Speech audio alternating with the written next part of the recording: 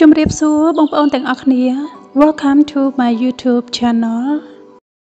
ថ្ងៃនេះដែរនាងខ្ញុំនឹងចែករំលែកនៅអត្ថប្រយោជន៍ខ្លះៗនៃរុក្ខជាតិម្យ៉ាងដែលមានគុណប្រយោជន៍ជាច្រើនសឹងតែមិនជឿរុក្ខជាតិប្រភេទមួយនេះមានឈ្មោះថាដើមរំមិនថាផ្លែផ្កាឬស្លឹករបស់វាគឺមានអត្ថប្រយោជន៍ទាំងអស់ហើយមនុស្សជាច្រើនបានប្រើប្រាស់ស្លឹកម្រុំឬផ្លែជារៀងរាល់ថ្ងៃសម្រាប់ចម្អិនម្ហូបអាហារ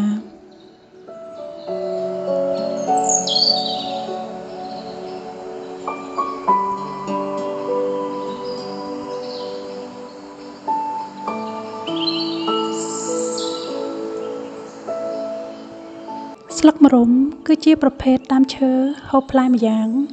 ដែលទទួលបានការពេញនិយមជាខ្លាំងក្នុងប្រទេសមួយចំនួននៅតំបន់អាស៊ីនិងអាហ្វ្រិកដោយដំបូងឡើយគឺការចាប់ផ្ដើមពីប្រទេសឥណ្ឌាខណៈប្រជាជនឥណ្ឌាជាច្រើនអះអាងថាអាចជួយព្យាបាលជំងឺរហូតដល់ទៅ300ប្រភេទថ្ងៃនេះនាងខ្ញុំនឹងចែករំលែកអំពីស្លឹកម្រុំមានអត្ថប្រយោជន៍13យ៉ាង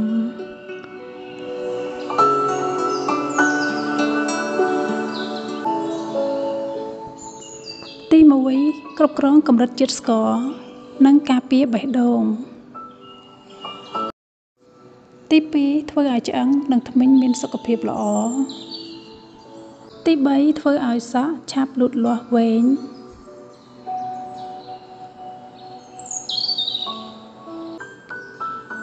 ទី4ជួយពង្រឹងសុខភាពពោះវៀន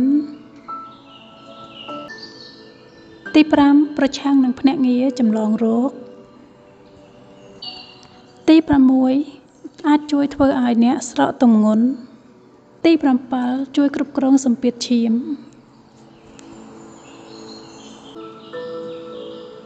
ទី8ជួយព្យាបាលជំងឺមហារីកទី9ធ្វើឲ្យភ្នែកមានសុខភាពល្អទី10ធ្វើឲ្យស្បែកមានសភាពកាន់តែល្អប្រសើរឡើង11ជួយពង្រឹងប្រព័ន្ធភាពស៊ាំនៃរាងកាយ12ជួយការពារបញ្ហាការរំលាយអាហារទី13ជួយគ្រប់គ្រងកម្រិតជាតិកូលេស្តេរ៉ុលនៅក្នុងរាងកាយ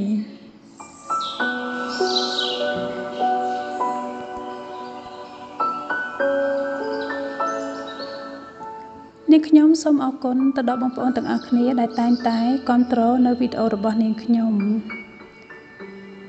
បើសិនជាបងប្អូនពេញចិត្តនៅវីដេអូមួយនេះសូមជួយ like comment ពាក្យល្អៗនិង share subscribe ដើម្បីទទួលបានវីដេអូថ្មីៗទៀតវីដេអូបន្ទាប់នាងខ្ញុំនឹងបង្ហាញពីការធ្វើតែម្រុំនិងម្សៅម្រុំ